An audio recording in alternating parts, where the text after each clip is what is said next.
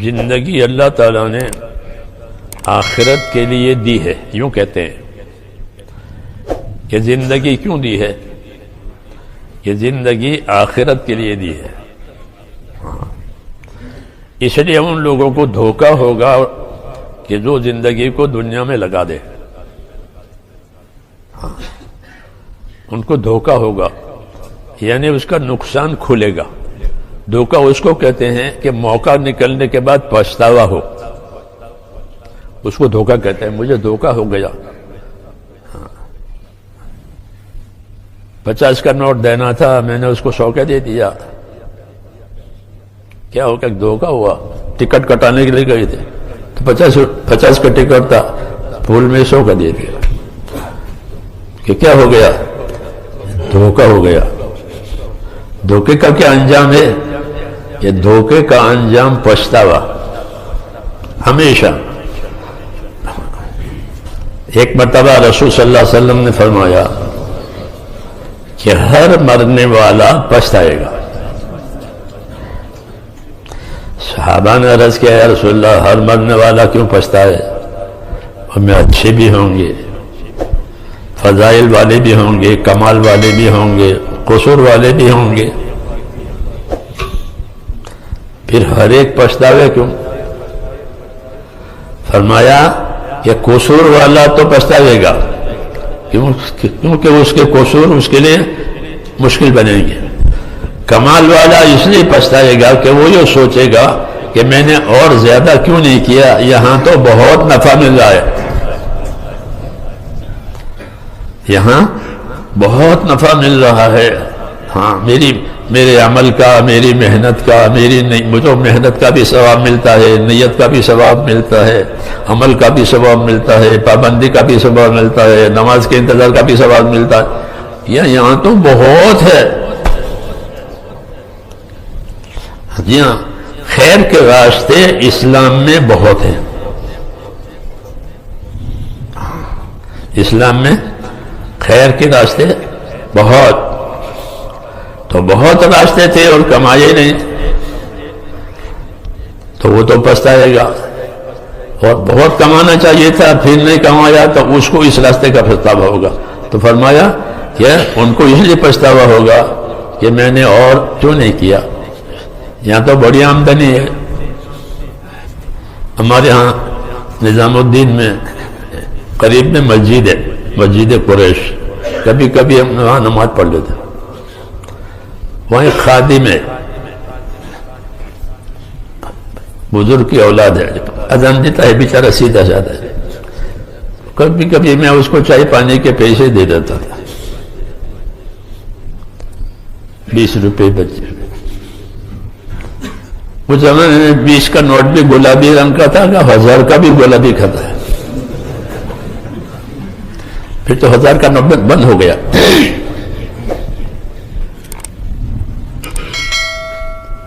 تو وہ یوں موڑ موڑ کر میرے جیب میں تھے، میں نے اس کو دے دیا. تو وہ تھا 1000 کا.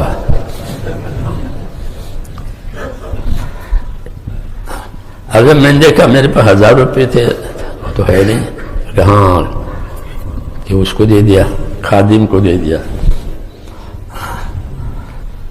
تو واپس تو نہیں لے سکتے، کیونکہ جس کو دے دیا وہ اس کا مالک ہو جاتا ہے.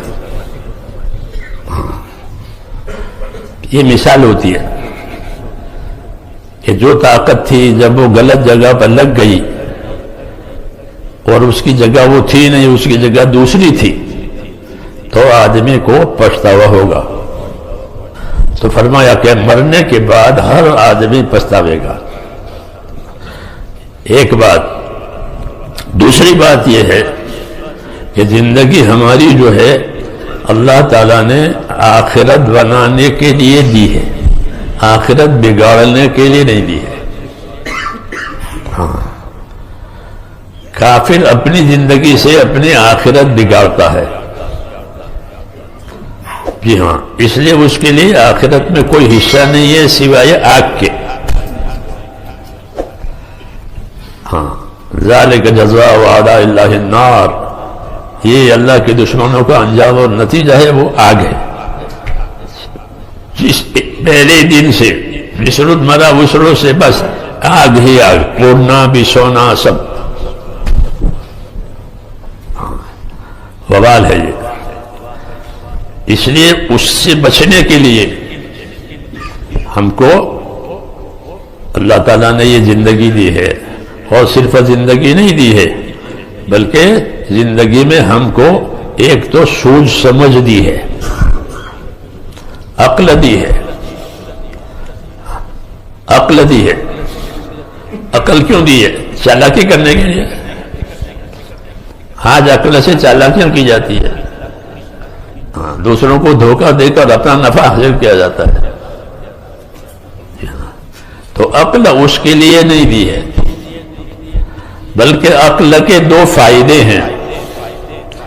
ایک فائدہ عقل کا یہ ہے کہ انجام اور نتیجہ سوچیں کہ اس کے بعد کیا ہوگا. جب کسی کام میں نقصان نظر آئے تو دوسرا کام یہ کرے کہ اپنے آپ کو پابند کرے کہ یہ نقصان میں نہیں جانا ہے. عقل اس لیے دی ہے کہ نتیجہ سوچے اور اپنے آپ کو نقصان سے بچاوے. اتنا تو ہر سمجھدار کے لیے ضروری ہے کہ وہ اپنا نتیجہ سوچے. اگر نتیجے میں اس کو نقصان معلوم ہو تو اپنے آپ کو بچانے کی تدبیر کرے. لیکن چونکہ اکیلا انسان اپنی عقل سے اتنا بڑا مسئلہ حل نہیں کر سکتا، اس لیے اللہ تعالیٰ نے دنیا میں نبیوں کو بھیجا. نبیوں کا تعلق براہ راست اللہ تعالیٰ سے ہوتا ہے، درمیان میں کوئی واسطہ نہیں ہوتا. براہ راست اللہ کی طرف سے پیغام آتے ہیں، وہ اللہ کے پیغام کو پہنچاتے ہیں. اللہ کی طرف سے احکام آتے ہیں، وہ اس کی تبلیغ کرتے ہیں. تو نبیوں کا تعلق سیدھا اللہ تعالیٰ سے ہوتا ہے، حکم لینے کے لیے، حکم پہنچانے کے لیے. یہ ان کا کام ہوتا ہے تاکہ انسانی زندگی ساری کی ساری اللہ کے حکموں والی بنے. یہ مطلوب ہے. یہ دنیا میں دو لائنیں ہیں. ایک لائن ہے اپنی خواہشات کی، ایک لائن ہے اللہ کی اطاعت و تابعداری کی. خواہشات کی طرف بلانے کے لیے شیطان ہے، وہ بھی آدم علیہ السلام کے ساتھ نیچے اتارا گیا ہے.